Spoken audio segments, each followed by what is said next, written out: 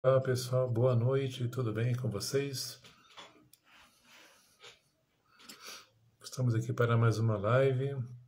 Eu nem sei falar qual live que é agora, se é a quarta, a respeito da temática dos temperamentos. Mas hoje a ideia é fazer a continuação da parte de falando sobre um pouco sobre os temperamentos dos filhos e também agora adicionando um novo tema, mais uma dobradinha, que é a questão da motivação. Então, questão, por exemplo, de metas, isso eu acho que é muito oportuno agora para o final do ano, já que a gente sempre se propõe a pensarmos o ano seguinte e certamente a gente quer fazer muitas coisas, né? Olá, Carolina, tudo bem? Boa noite. Ou boa tarde, ou bom dia para quem estiver assistindo depois. Sejam todos bem-vindos. Muito bem, para quem está chegando agora, então eu estou me baseando em um livro chamado O Temperamento que Deus lhe deu. Então ele vai abordar esse tema que é bem antigo e atualmente eu acredito que não seja tão popular nas faculdades de psicologia, mas é uma teoria que eu uso e faz muito sentido, né? Assim, você vê essa ferramenta, esse conhecimento, né? Muito bem, então, sem mais delongas, aos poucos o pessoal vai chegando e nós vamos saudando. Mas muito bem.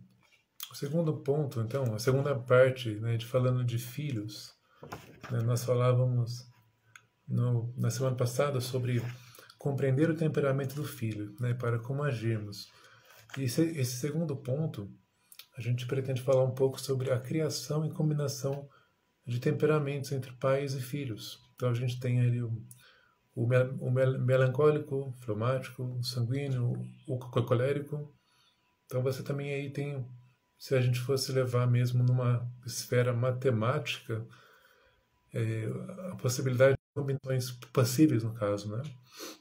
Mas muito bem, então a gente sempre parte aqui dos temperamentos, tendo ali em vista uma perspectiva, uma antropologia cristã também. Então a gente fala de psicologia, mas também aborda de forma cristã.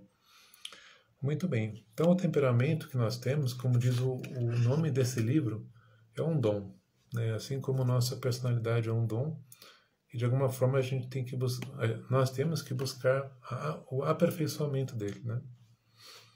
Então esse dado, né, da educação, eu ainda não sou pai, mas o que a gente pode pensar juntamente com os autores, que é o Art e a Lorraine Bennett, são um casal estadunidense.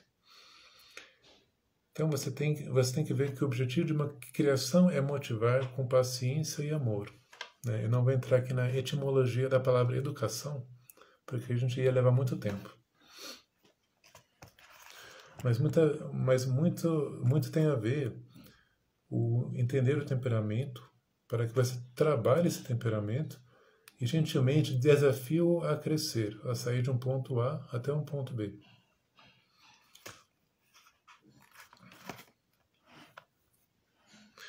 Muito bem, então você pode ter ali, como eu falei antes, você pode ter pais coléricos, pais sanguíneos, pais melancólicos e pais fleumáticos. Eu vou abordar inicialmente os coléricos e tentar não ser ali demasiado extenso em cada temperamento, ok?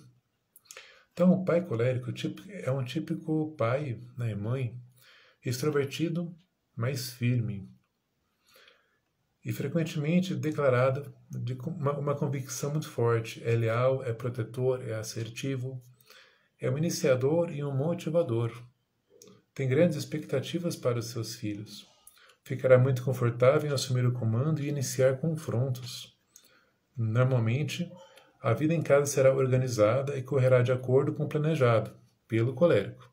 Então, o colérico vai ser aquele que tem uma forte liderança, uma forte autoridade marcada em casa. No entanto, um ponto que seja aí de cuidado ou de atenção é que deve-se tomar cuidado para não sobrecarregar os filhos, no caso, com sua própria personalidade forte. Então aí vai entrar a personalidade do pai, de se conhecer e de transmitir ao filho aquilo que será o necessário.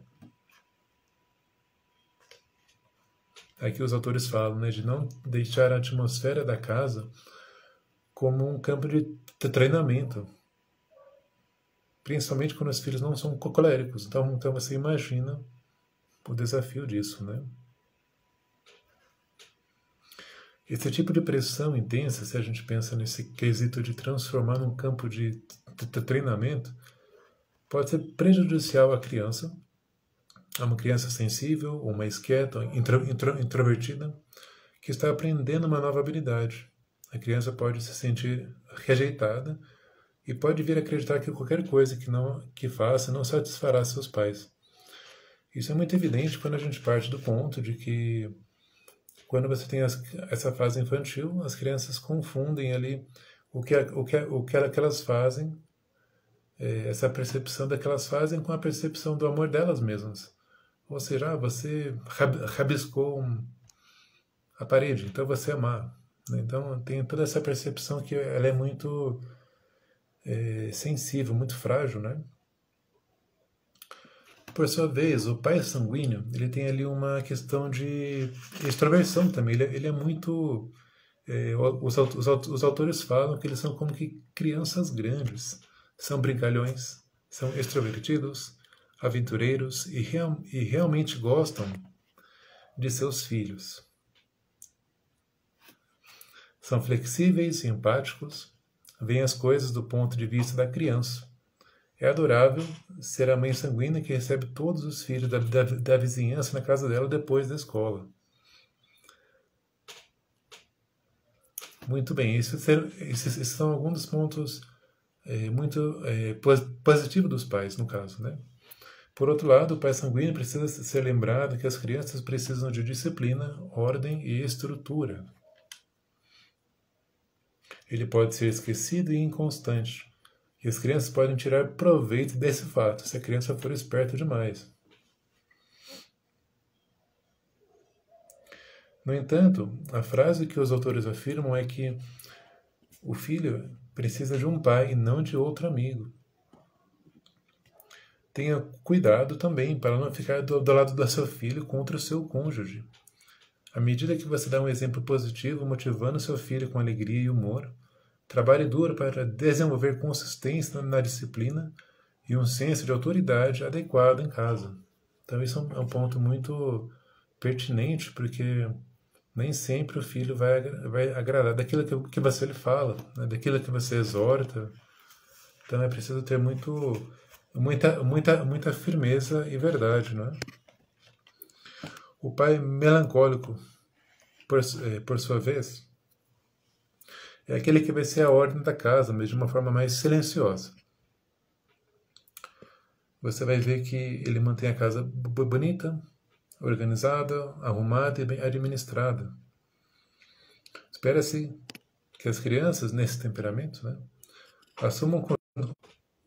O pai melancólico é como Mary Poppins, praticamente perfeito em todos os sentidos.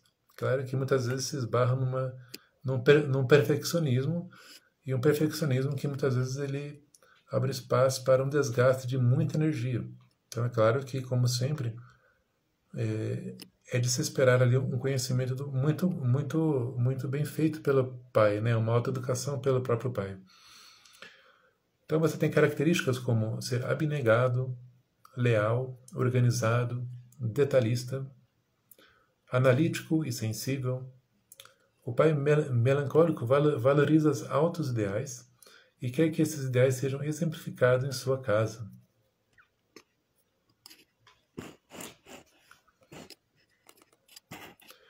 Uma outra dificuldade, um outro ponto do pai melancólico, ele talvez tenha mais dificuldade do que o pai sanguíneo, que se identifica com o filho, ou o pai colérico, que tem um forte senso pragmático ou fleumático, que simplesmente aceita em compreender as sensibilidades da criança e encorajá-la em ser flexível. Olha só como que esse espírito de flexibilidade ele é importante. Sem um espírito de flexibilidade, você pode se tornar excessivamente negativo e crítico. e eventualmente sentir-se sobrecarregado e deprimido. Por quê? Porque o melancólico tem a tendência a preocupar-se com todos os detalhes, especialmente as pequenas coisas. Combinada com sua tendência a críticas e controle, eu até acrescentaria o pessimismo, podem realmente causar rebelião onde talvez não houvesse motivo para isso, especialmente se a criança for colérica ou sanguínea. Então, para o pai melancólico, é importante saber que nem todos, ele precisa ter essa convicção de que nem todos sabem ser organizados. A maioria das crianças precisa aprender essa habilidade. Trabalhe com seus filhos para ensiná-los. Não espere que eles saibam que você deseja fazer e como fazê-lo, porque eles também não têm o domínio da linguagem. Eles não têm uma bola de cristal para adivinhar o que o pai está pensando e vice-versa. Seja paciente com eles, com os filhos. Aprenda a não se preocupar com as pequenas coisas ou tomar para si os erros das crianças. Elas precisam muito mais de elogios, expressões de apreciação e palavras de afirmação do que de críticas. Certifique-se de que está preenchendo o seu tanque de amor antes de fazer o comentário crítico. Então é claro que você não pode faltar com a verdade, numa correção, numa exortação, mas a gente pode pensar que nem todo mundo é movido a crítica e crítica negativa a todo tempo. Eu acho que não é um combustível que se sustenta. Por fim, temos o pai ou a mãe fleumáticos. Então, assim como os autores falavam que todo mundo espera ter um filho fleumático, se esperaria também que todo pai fosse fleumático, né? Por quê? Porque ele é calmo, é generoso, paciente e gentil. Ele abomina o conflito e demora para se enfurecer. Valoriza a harmonia, a paz e a cooperação no lar. É um bom ouvinte, atencioso, relaxado e não exigente. É receptivo a tudo que seu cônjuge e filhos têm a dizer. Empático e não argumentativo. Onde o pai melancólico castiga a criança que tirou um C no seu exame, ou está convencido de que o pequeno Joey não entrará na faculdade porque não está lendo no jardim da infância, o pai fleumático pode nem notar que o relatório da escola chegou em casa. Ou seja, ele pode se perder nesses detalhes ou perder ali o senso de importância das coisas.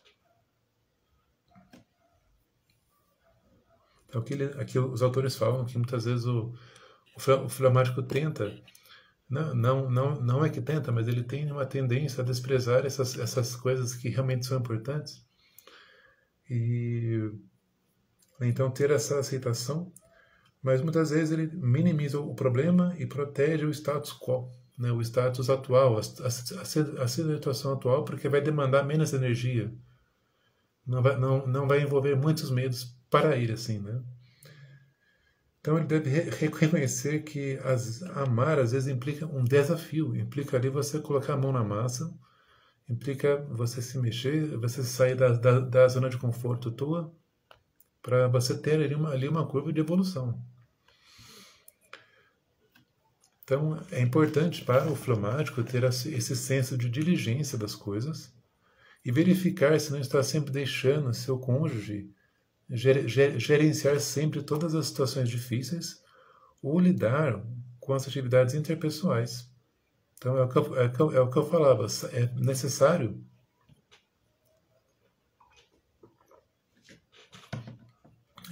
sair da zona de conforto para iniciar conversas e atividades e desenvolver intimidade com os filhos. Caso contrário, parecerá distante, alheio e desinteressado. Olha que ponto bacana. Bom, como eu tinha falado antes, eu não tenho aqui a pretensão de ler todas as combinações que nós temos aí matematicamente falando. É claro que não é uma equação que tem que dar igual a zero, né, as combinações, mas eu gostaria de ler para vocês, para depois a gente já partir para a parte 2 dessa live de hoje, tá bom? Então vamos aqui pegar alguns extremos e alguns temperamentos que sejam iguais, né? A vontade era de ler para vocês aqui praticamente todos, mas a gente não tem esse tempo. Bom, vou pegar aqui um exemplo da família, né? Vamos pensar juntos aqui. Pais melancólicos e crianças melancólicas. Olha só, você se relacionará com silêncio, espaço, princípios e ordens. Mas tome cuidado para não se tornar excessivamente cauteloso, sem graça. Aprenda a incentivar amizades. Não chafurdem na autopiedade ou entrem em sessões de fofocas críticas juntos. Aprendam juntos como não globalizar preocupações. Ajude seus filhos a aprender a expressar problemas de maneira menos crítica. Aprenda o perdão desenvolvendo um plano de vida espiritual. Pais melancólicos tendem a fazer tempestade em copo d'água. Não seja muito severo na punição, ou eles se ressentirão com a injustiça. Eles não irão opinar, mas pergunte o que pensam e você ficará impressionado com a reflexão que fazem diante das coisas. Esse é o caso de pais melancólicos e crianças melancólicas. Se a gente pega ali o extremo, nós temos um pai sanguíneo e crianças melancólicas.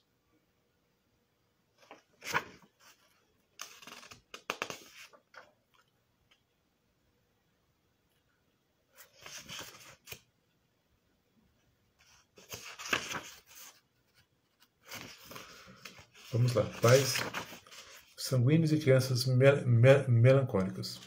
Perceba que as crianças melancólicas são introvertidas e profundamente pensativas. Não as apresse a fazer atividades ou amizades. Não tente fazê-las ser como você. Dê a elas muito espaço e tempo para comunicar seus pensamentos mais íntimos. Proteja-as dos valentões. Permita-lhes silêncio criativo. Não zombe delas, nem espere que elas riam de todas as suas piadas. Não leve o seu humor para o lado pessoal. Para o lado pessoal. Seu entusiasmo pode ajudá-lo a iniciar projetos e tarefas. Só porque raramente são agradecidas, não presumam que não valorizam sua ajuda. Então, temos aqui os pais sanguíneos e crianças melancólicas. Também temos o contrário, mas acaba que não temos tempo, né? Um outro exemplo de crianças coléricas e pais coléricos também. Vamos lá. Uma combinação extrovertida é boa para a comunicação e para saber o que está ocorrendo. Deixe as crianças coléricas exporem suas ideias e pensamentos e argumentos. Perceba que elas são rápidas em reagir e falar antes de pensar. Como nenhum de vocês recua em uma discussão, tome cuidado para não se envolver em discussões inúteis, onde ninguém irá recuar. As crianças coléricas são competitivas, portanto, permita que compitam e aprendam a vencer. A gente pode até pensar que aprendam a perder, né? Porque a educação também das virtudes, né? O que será tema que vem vai ser as virtudes também. A internet voltou, pessoal? Vocês estão ouvindo bem por aí?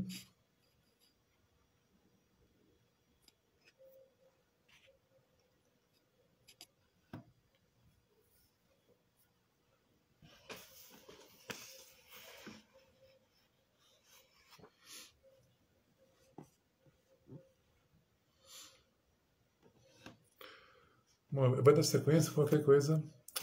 Obrigado, minha mãe. Então, dê-lhes oportunidades para os filhos coléricos de tomar decisões, de ter essa autonomia e controle. Se elas estiverem certas, diga-lhes isso e assista a elas irradiarem. Claro que todas as coisas aí têm um lado A e um lado B, né? A gente pode pensar assim, mas não desenvolveremos a fundo. Você tem então um pai colérico. Vamos ver esse tremo da coisa, de um pai colérico e um filho fleumático.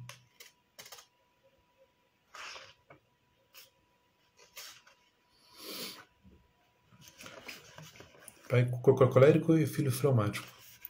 Cuidado para não ser muito diretivo e mandão. Crianças fleumáticas são mais motivadas por apoio e apreço do que por ousadias e desafios. Com estrutura e suporte, podem ser muito competitivas em esportes, nos estudos e negócios. Ajude-as a estabelecer objetivos significativos e a definir as medidas concretas necessárias para alcançá-los. Faça sugestões e elogie e incentive muito para motivar. As crianças fleumáticas precisam desenvolver seus próprios interesses, mas seguirão prontamente para a sua liderança. Aprenda a desvendá-las e dedique o tempo necessário para aprender sobre sua alma interior. Você pode precisar enfrentar a preguiça, o egocentrismo e a distração, mas lidere com elogios e apoio, ou seja, tenha uma liderança sobre o filho com amor, com verdade e com amor.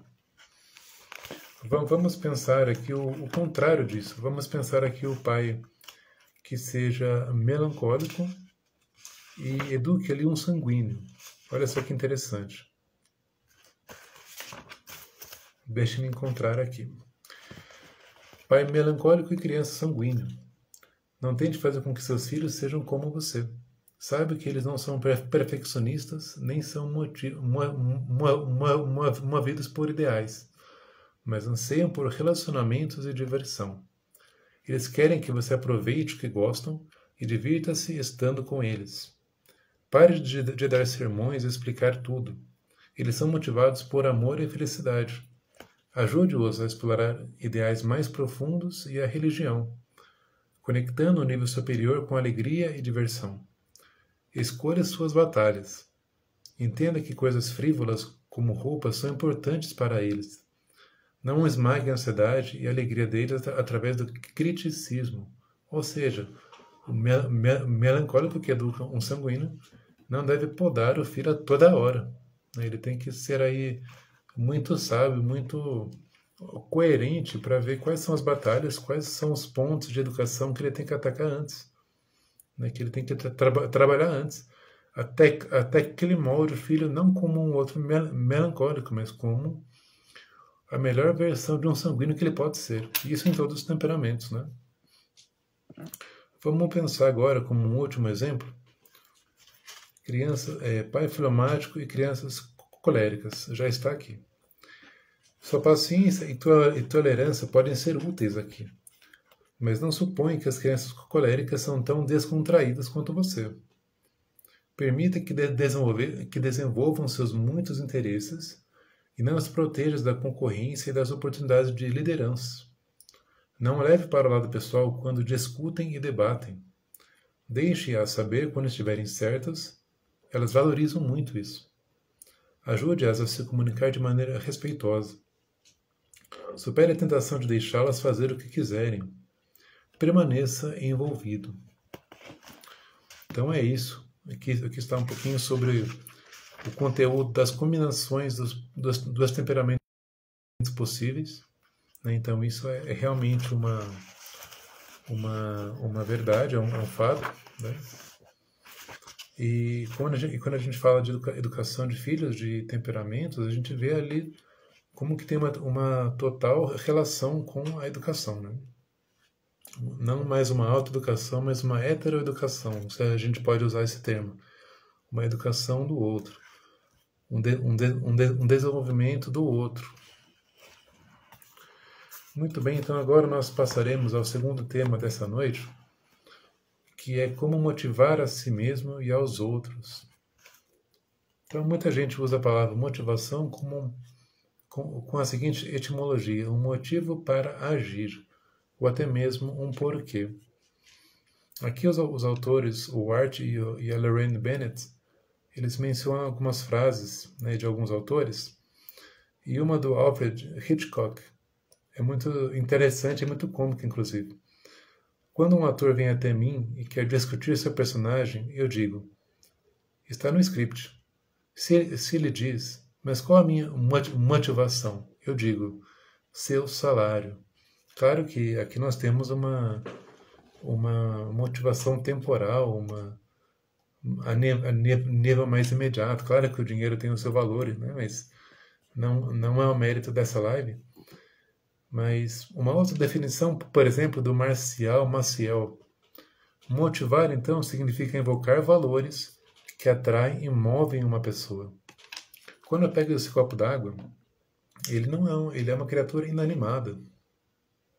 Né? A água, ela compõe 70% de nosso corpo, mas o copo com a água, ele permanece imóvel enquanto eu não venho aqui e faço isso.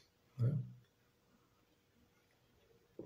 Ao mesmo tempo, eu tenho uma motivação para gravar essas lives, para fazer os posts, para falar aqui com quem acompanha o trabalho meu. Eu no perfil tenho esses valores. Eu quero ajudar as pessoas a serem menos ansiosas e a serem maduras para servir as pessoas que estão à sua volta, para servirem e amarem as pessoas que estão à sua volta. Então isso é um exemplo de valor. E o valor acaba com que nós tenhamos ali um movimento na vida. Um motivo para agir.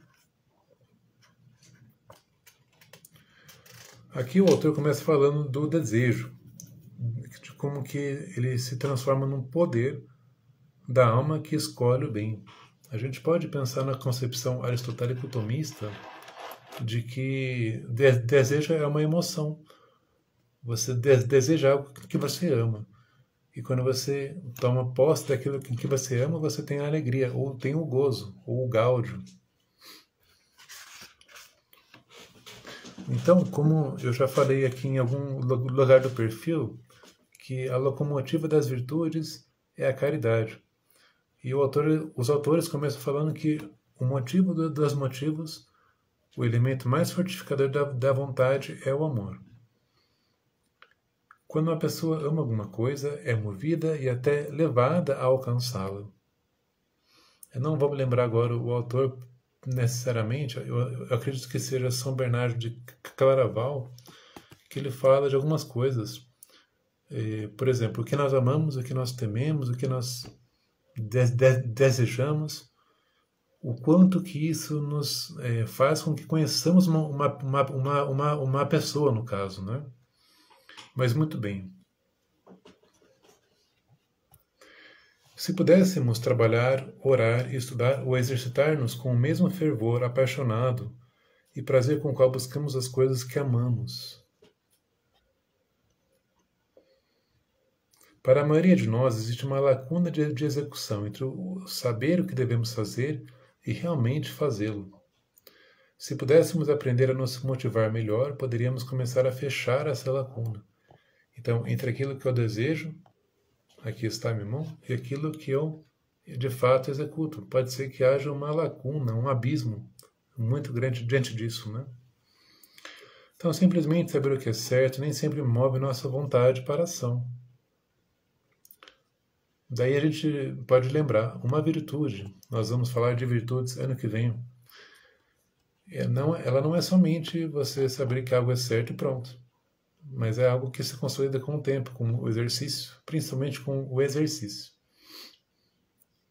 Então, apenas fazer não é o suficiente, se você não tem ali a motivação. Né? Alguém falar para você, simplesmente faça isso.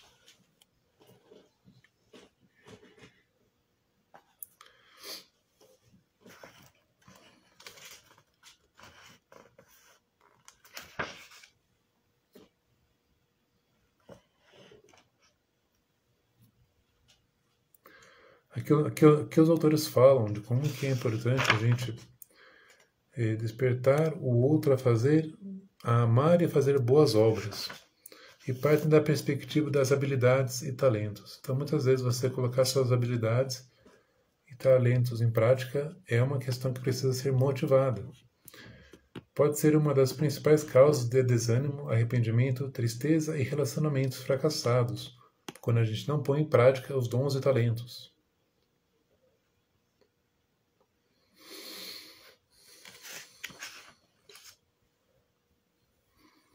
Então, aqui nós vamos pensar agora, a partir de agora, os princípios da motivação. Então, quando nós temos motivação, nós mudamos. Isso é muito importante. Quando a gente quer de verdade, a gente consegue. Eu tenho uma postagem que eu fiz aqui no perfil, que ele é chamado A Força do Querer. É uma coisa muito legal, é um post que ficou muito legal. Eu te convido a acessá-lo depois dessa live. Então, quando estamos motivados, mudamos. A mudança, por sua vez, requer motivação. Vamos falar mais disso. Portanto, se queremos ajudar a motivar nossos filhos, nossos colegas de trabalho, nosso cônjuge ou a nós mesmos, primeiro precisamos entender os princípios de como a pessoa humana é motivada a mudar. E isso é muito importante, gente. Isso, eu acredito que vai ser um divisor de águas para muita gente. Mudança natural e sobrenatural.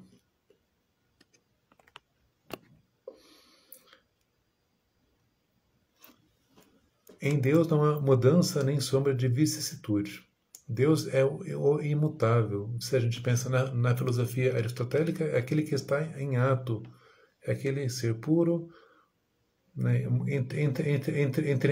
entre muitas aspas, um ser evoluído.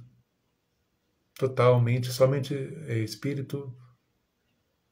Só Deus é. No entanto, nós somos criaturas imperfeitas, capazes de melhorar ou de retroceder. Ou melhor, aqui ele fala, né, de uma... Né, que só Deus é perfeito. Nós somos criaturas imperfeitas, mas somos capazes de melhorar ou de retroceder.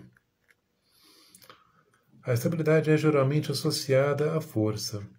Uma pessoa que se apega firmemente à verdade e aos seus princípios, que não sopra como um catavento na direção de seus caprichos volúveis, é considerada uma pessoa de virtude, ou até mesmo uma pessoa madura. Olha só, a estabilidade é geralmente associada à força. Uma pessoa que se apega firmemente à verdade e aos seus princípios, que não sopra como um catavento na direção de seus caprichos volúveis, é comparada a um catavento, é considerada uma pessoa de virtude. Por outro lado, se a gente para pensar, você precisa de uma flexibilidade para uma mudança, para você ter ali uma evolução. É importante viver de acordo com princípios firmes, mas não é uma virtude ser incapaz de mudar ou de adaptar-se quando a situação assim o exigir, ou apegar-se a pequenos detalhes e acessórios como se fossem essenciais. Ser adaptável nos permite encontrar maneiras de aplicar nossos princípios e crenças de maneira eficaz.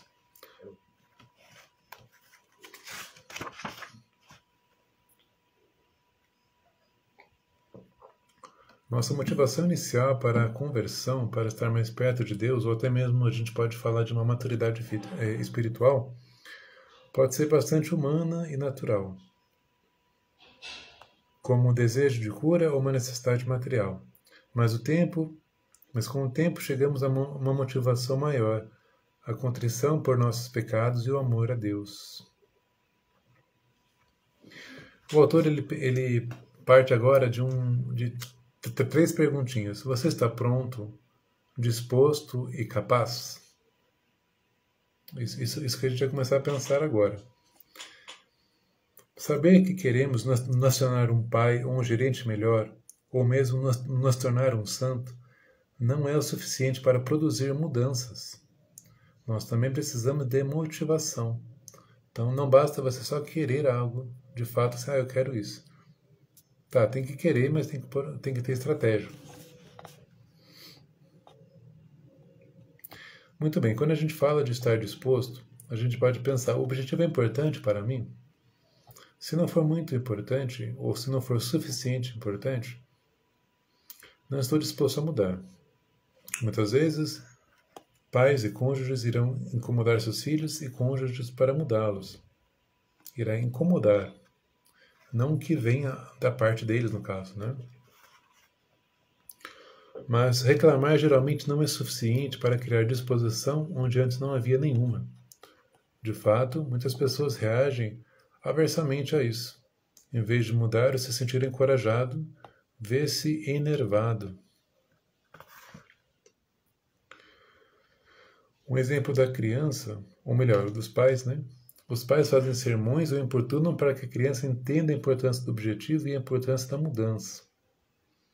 A criança, no entanto, parece bastante satisfeita com o status quo e não faz nada. Então você tem novamente essa discrepância entre a insatisfação atual com a atual situação e o vislumbre de uma potencial melhora. O sentimento de discrepância deve surgir do próprio indivíduo.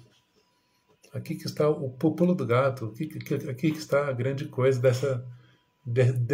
desse ponto de estar disposto. Não adianta você querer que uma pessoa faça algo se ela não está disposta a isso. O sentimento de discrepância deve surgir do próprio indivíduo, então. Senão apenas se sentirá pressionado a alcançar os objetivos de outra pessoa. E não estará disposto a fazer uma mudança. Um segundo item. Ser capaz. Mesmo quando temos um senso de discrepância e estamos convencidos da importância de uma mudança, podemos não nos sentir capazes de alcançá-la. Eu sei que eu tenho que fazer algo diferente, eu estou disposto, mas eu não sei exatamente, eu não me sinto capaz para fazer isso agora. Então você se encontra numa sinuca de bico. Quando tentamos motivar a nós mesmos ou aos outros a realizar uma mudança, podemos enfatizar tanto a importância do objetivo que ele termina por diminuir nossa confiança em nossa capacidade de mudança. Assim ficamos bastante dispostos, mas incapazes de mudar. Ou seja, você bateu na tecla, olha, você tem que alcançar esse objetivo. Mas ainda a capacidade ali, ela ainda não foi fortalecida. Um exemplo. Há muito tempo que eu gostaria de começar a fazer lives e fui começar a partir de agora de outubro. Então já tenho um Instagram há mais de quase 2 anos ou mais. Mas eu comecei a fazer agora, então demorou um pouco. Então, para ajudar, ou melhor, a confiança pode ser aumentada por uma atmosfera positiva de empatia e encorajamento. Então, isso vai aumentando ali a confiança na capacidade própria da pessoa. Para ajudar outra pessoa a se sentir confiante em operar uma mudança, devemos ser empáticos, acolhedores e genuínos nesse apoio. Eu creio que só assim a gente pode pensar numa mudança que seja autêntica, né? Os autores citam uma pesquisa de Miller e Roenick chamado Motivational Interview, entrevista motivacional, que fala o seguinte, que as pessoas mudam quando se sentem compreendidas e quando os outros confiam em sua capacidade de mudar. Ou seja, há uma real empatia nisso. E empatia, a gente tem ali um conceito muito bem esclarecido, que é o se colocar no lugar do outro. Uma resposta empática não apenas ouvirá o que a pessoa está dizendo, mas demonstrará compreensão. Um terceiro item para a mudança. A prontidão, ou estar pronto. Claro, o objetivo é importante para mim e me sinto capaz de alcançá-lo. Mas estou disposto e capaz de mudar nesse exato momento? Uma mudança real, se a gente para fazer um exame de consciência, ele tem que ser de bate pronto. Senão a gente não vai querer de verdade. Quantas vezes não dizemos que vamos estudar, mas não neste minuto? Entre outros exemplos, né? O telefone tocando, a campainha, a criança irritada, o chefe zangado. Se tirarmos um tempo para refletir sobre o que é verdadeiramente importante e para priorizar os objetivos mais importantes, estaremos prontos para fazer uma mudança significativa quando esse objetivo exigir. Então a gente pode pensar que priorizar atividades ou até mesmo propósitos é uma coisa que nos ajuda a estarmos prontos.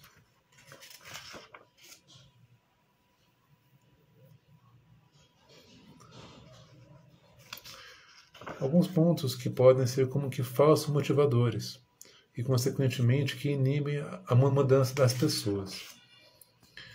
Controlar, fazer pedidos e fornecer soluções que alguém também pode afetar negativamente a capacidade de mudança de um indivíduo, porque essas coisas diminuem o senso de responsabilidade e autonomia pessoal, a liberdade, que é vital para a motivação. Então, quando você ataca e fragiliza a liberdade do outro, você está na verdade, enfraquecendo a motivação dela. Olha que interessante no caso, né? Tentar ordenar ou mandar que alguém mude impõe a sua visão do que é importante, em vez de evocar a consciência do próprio indivíduo do que é importante. Além disso, mesmo nas Forças Armadas, há uma motivação maior que faz o soldado obedecer ao comandante: seu amor por seu país e o seu desejo de servir e de defender a liberdade, ou seja, o patriotismo. As pessoas são motivadas a mudar quando percebem o objetivo como intrinsecamente digno, de grande valor ou algo estimado. Ou seja, as pessoas mudam quando encontram valor naquilo e lhe despertam desejo. Dentro de uma atmosfera positiva, construtiva e de aceitação, são capazes de encontrar a confiança necessária para mudar. Eu acho que esse é um ponto muito bacana, porque a gente fala muito de mudanças aqui, né? E particularmente eu acredito no trabalho que eu faço, né? E principalmente de ajudar as pessoas no sofrimento, para que sejam maduras a cada dia, né? Então isso é muito importante, é muito válido. Então olha só como que o amor, né, como a gente já havia falado, é o motivador dos motivadores. Inspirados pelo amor, ficamos energizados, prontos, dispostos e capazes para compartilhar o amor de Deus com os outros, nós colocarmos a serviço do reino e cumprir nossa missão com alegria e confiança. Para quem está chegando agora, eu estou falando desse livro, O Temperamento que Deus lhe deu, e mais precisamente sobre a questão da motivação. Então a gente partiu aí de um tripé para a mudança, que é o ser capaz, é o estar disposto e o estar pronto. Então a gente está falando um pouco disso. E agora a gente vai entrar de como que essa questão da motivação ela se relaciona com cada temperamento, né? Mas antes de comentarmos temperamento por temperamento, a gente vai abordar de forma geral no caso, né? Motivação e temperamentos. Parece evidente que os temperamentos coléricos e sanguíneos são aqueles que têm mais força, têm mais vigor para executar as coisas. Pelo menos no início, olha só que ressalva. Não há dúvidas de que pessoas com reações mais rápidas e fortes estejam mais prontas para mudar. O colérico e o sanguíneo estão quase sempre prontos. Além disso, tanto os coléricos quanto os sanguíneos, com sua confiança e otimismo, geralmente se consideram capazes. Então a gente vai tocar cada ponto que a gente falou antes, em cada temperamento. A fraqueza do sanguíneo, devido à sua alta sensibilidade, é ser facilmente distraído desse objetivo e será rapidamente motivado a perseguir outro objetivo. Outra estrela brilhante, outra borboleta, outro capricho, etc. O sanguíneo está frequentemente pronto para mudar, mas podem faltar o comprometimento e o foco necessário para alcançar seu objetivo. Isso porque muitos objetivos a gente pode pensar que não se alcançam de repente. A gente precisa de um tempo para concretizá-los, né? Então, mas isso gera uma problemática para o sanguíneo, porque ele vê que ele é inconstante. e incapaz de perseverar até o fim, podendo ser tentado a racionalizar que não estou nem aí nem em fazer parte desse time. Então, o sanguíneo deve exercitar essa questão da fortaleza, da virtude da fortaleza, mais especificamente a perseverança. Ou alguns dizem, né, uma boa teimosia, ou uma boa insistência, no caso, né? Por sua vez, o temperamento melancólico ele tende a colocar uma ênfase maior na análise e na contemplação. A gente já viu que é um temperamento estrategista. Portanto, talvez nunca chegue à ação. De tanto pensar, ele fica paralisado. Então ele sofre da falta de prontidão. O intelecto abomina a ação e o melancólico depende muito do intelecto. Ele tem que pensar, claro, mas para ele precisa exercitar a atividade, a ação. Então é necessário que ele descubra ou que alguém ali dê ali como que um pontapé inicial. Então você discute com o melancólico a importância de você de ter um objetivo delineado e agir. Por sua vez, o filomático também ele sofre com esse mesmo ponto. Mas ele tem uma questão de adaptabilidade e de estar mais pacífico.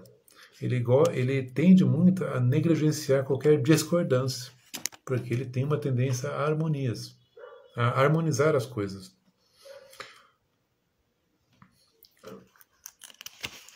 Então ele tem uma tentação, tem uma tendência muito forte de incomodar, a tentação de incomodar e impulsionar um filomático é extremamente forte. Ou seja, você vai chegar no filomático, você vai querer empurrar ele, motivá-lo, mas isso não vai estar ali em sintonia com a liberdade dele, com o movimento próprio dele. Então isso para ele vai ser ali como que um empurrá-lo de freio de mão puxado, basicamente. Muito bem, então a gente vai explorando a partir desses pontos de ser capaz, de estar disposto e pronto. Nós podemos ramificar em 4 pontos. Estabelecer os objetivos certos, começar, superar obstáculos e perseverar até o fim. Então, agora sim a gente vai entrar em cada temperamento, especificamente de como motivá-lo, de quais são as suas fraquezas e desafios no caso.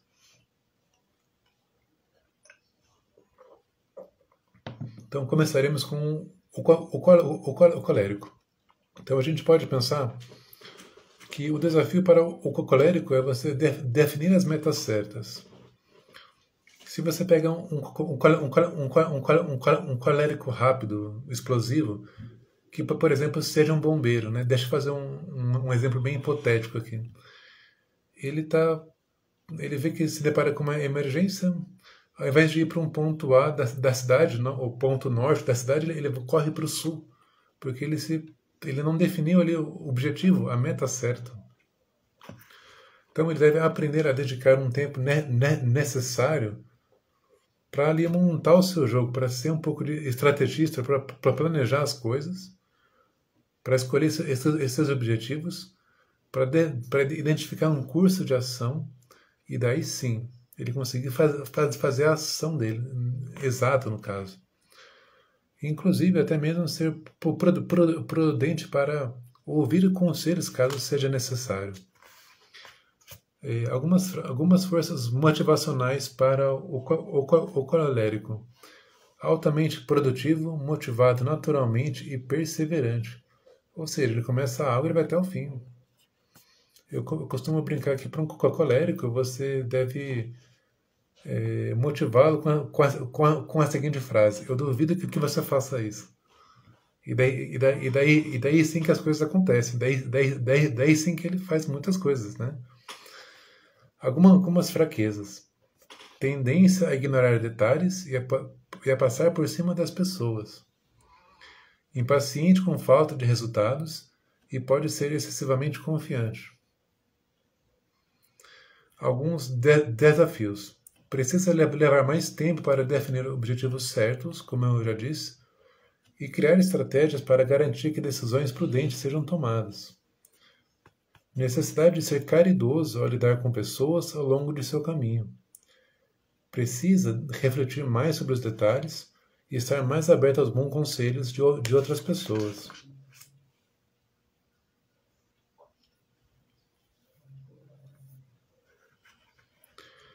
O ponto que seja ali mais engraçado pro colérico é que ele acha que todo mundo tem a motivação igual a dele, quando na verdade é o contrário, né? Então, alguns comentários que a gente pode pensar antes de ir para os pontos-chave é que a gente fala para um colérico, no caso, olha, sua ideia é ótima. Eu acho que o seu plano vai salvar a empresa, mas vamos garantir que este é o objetivo certo antes de embarcar. O que o resto da equipe pensa sobre isso é uma outra frase. Vamos discutir algumas ideias para evitar potenciais armadilhas. Um ponto que a gente pode adiantar, né, depois a gente vai tratar isso na semana que vem, é que quando o colérico permite a si mesmo ser governado por orgulho e por raiva, e é confrontado com uma contradição ou resistência ao seu objetivo, o que acontece? O colérico vai levar a situação para o lado pessoal e vê-la como extrema deslealdade. Ele pode, então, ser duro em retribuir, em silenciar ou para livrar-se de um oponente. Pode pular para as conclusões e fazer acusações injustas contra a parte infratora. O orgulho não permite que peça desculpas ou perdoe. A raiva pode até virar ódio. É muito fácil, então, para o colérico ficar bravo ou apaixonado por um problema ou ideia. Resolver o problema ou lidar com ele às pressas e imprudentemente, para depois descobrir que a informação original era incorreta. Algumas palavrinhas para o colérico, ou palavra-chave. Pense sobre o assunto. Segunda palavra, paciência. E terceira, caridade. Próximo temperamento, os melancólicos. O desafio logo de cara é começar. Então, por quê? Porque o melancólico tem uma natureza profundamente reflexiva e fixará sua atenção sobre objetivos mais altos e nobres. Ele leva muitas coisas em consideração, adivinhar, apesar de todas as possíveis consequências de uma ação, e refletir sobre todas as possíveis dificuldades. Muitas vezes resulta em uma incapacidade de agir decisivamente. Portanto, o melancólico pode parecer irresoluto, indeciso e procrastinar. Então, se ele não define claramente os seus objetivos, poderá ser vítima sempre da incerteza, porque ele não sabe exatamente o que tem que fazer, logo ele não vai agir. Então, o melancólico tem um compromisso muito sério com a perfeição, mas que muitas vezes, em excesso, e por causa de pensar muito, torna-se um perfeccionismo.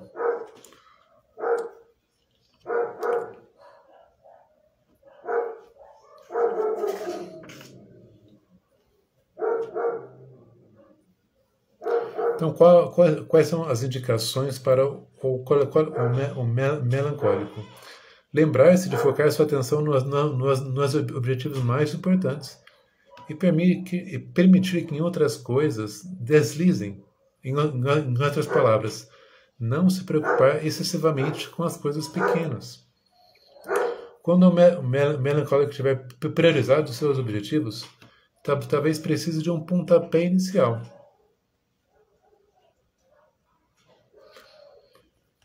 Muito bem, vamos agora então para as forças motivacionais do melancólico.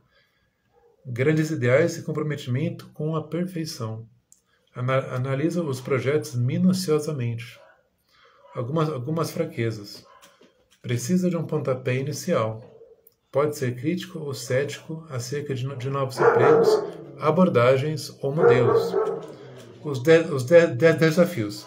Precisa construir confiança para não globalizar a ansiedade ou a negatividade. Precisa aprender a não procrastinar ou ficar obcecado com detalhes.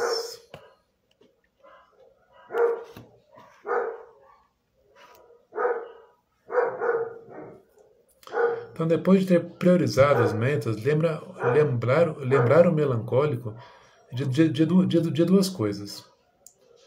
Que ele realize uma pequena tarefa até o fim.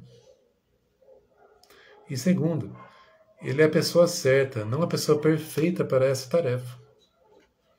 Então, dado isso, é preciso simplificar o alvo e tranquilizá-lo de que ele é capaz de atingi-lo.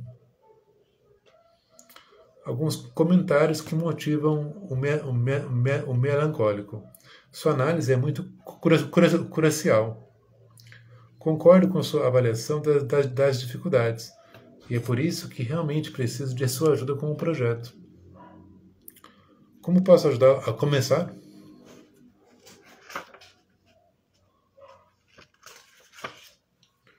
Então, quais são as palavrinhas para o melancólico? Que bênção, que legal. Uma coisa que motiva o que ele está fazendo. Outro ponto é reconhecer os seus obstáculos, internos ou externos.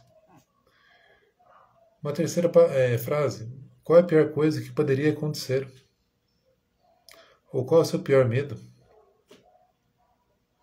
Uma última palavra. Seja forte, seja ousado. Ou seja, ele precisa ousar nas circunstâncias para que ele cresça. Bom, vamos para o temperamento sanguíneo. Qual o desafio? Perseverar até o fim. Então, o sanguíneo, vamos fazer uma comparação. Em provas de 100 metros, ele é muito bom. Mas uma maratona, ele precisa de ajuda.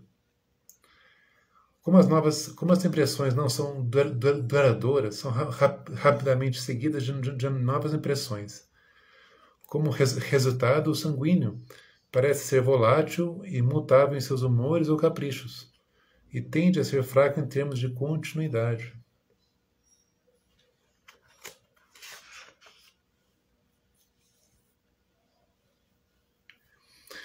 Então, o temperamento sanguíneo pode não enxergar todos os obstáculos ou potenciais dificuldades envolvidas em um determinado curso de ação. Então, você talvez faça uma escolha imprudente. Quais são as forças motivacionais do sanguíneo? É criativo, é entusiasmado, trabalha bem em equipe, é inspirador, é fácil de ser animado, pelo menos inicialmente. Fraquezas. Pode ignorar os detalhes ou ser excessivamente confiante. Pode concordar com os outros em vez de tomar uma posição impopular. Pode se tornar facilmente desencorajado pela opressão de detalhes ou obstáculos. E desafios. Precisa de ajuda na criação de uma agenda e para segui-la. Pode desistir seu trabalho e perder a graça. Então precisa de uma boa estrutura e direcionamento positivo.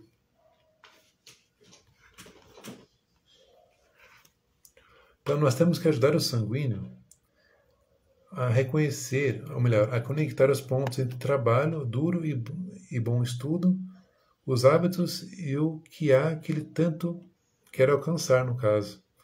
Então, se a gente pensa numa corrida de longa distância, precisamos ver que os sanguíneos precisam desacelerar para achar ali um bom ritmo, um bom passe, para chegar até o final da corrida, né?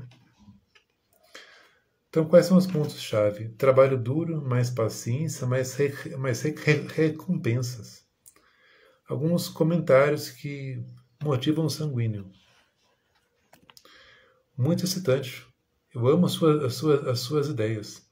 Vamos trabalhar nisso juntos.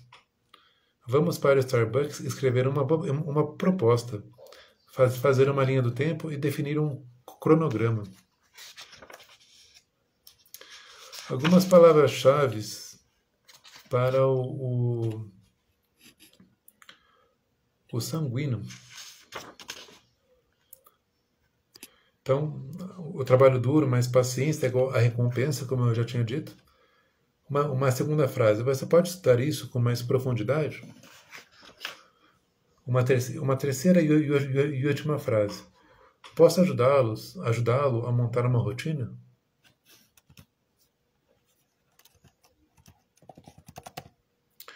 Por fim, terminamos com o fleumático, que tem o desafio de superar obstáculos. Os fleumáticos, devido à sua natureza tranquila e cooperativa, são amados por muitos, mas muitas vezes foram acusados de preguiça, falta de assertividade ou falta de capacidade ou iniciativa de liderança. Então, por aí a gente já vê quais são os pontos fortes e as fraquezas desse temperamento. Se você é fleumático, seus 2 maiores desafios estarão no estabelecimento de metas e na superação de obstáculos. Em segundo lugar, você tende a ser centrado no outro e pretende sempre agradar.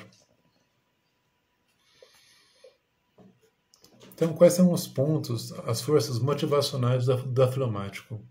Ele é calmo diante das crises e naturalmente cooperativo. Aberto a ser ajudado e a receber conselhos. Fraquezas. Frequentemente tentado a pegar a estrada da menor resistência.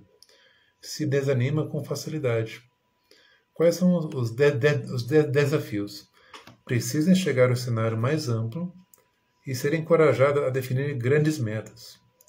Precisa ser grandemente incentivado e positivamente apoiado em todas as etapas do processo.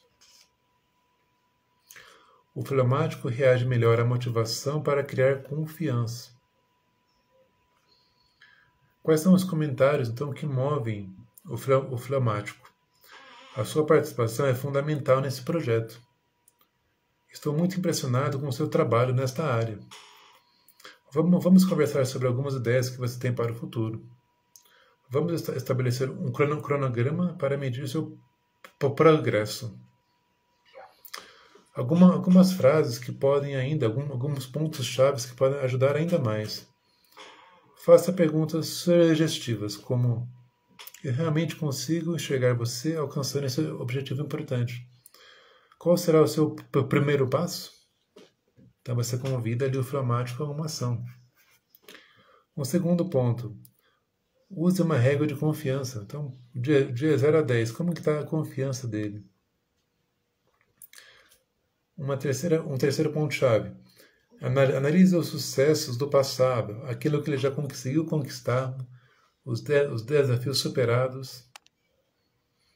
Um outro ponto-chave. Reconheça os pontos fortes pessoais. Ou seja, relembrar aquilo que para ele é bom. E um último ponto-chave é incutir responsabilidade para acompanhar o progresso e manter o foco no objetivo. Então, muito bem, nós temos aí acho que já mais de 1h30 dessa live, ou 1 hora, no caso, uma hora. Então, nós hoje tratamos sobre a segunda parte dessa questão de combinações de temperamento e educação de filhos. E a segunda parte foi sobre a motivação dos temperamentos. Eu pergunto aqui para vocês, essa live de hoje fez sentido para vocês? Ficou alguma dúvida? Tem alguma pergunta?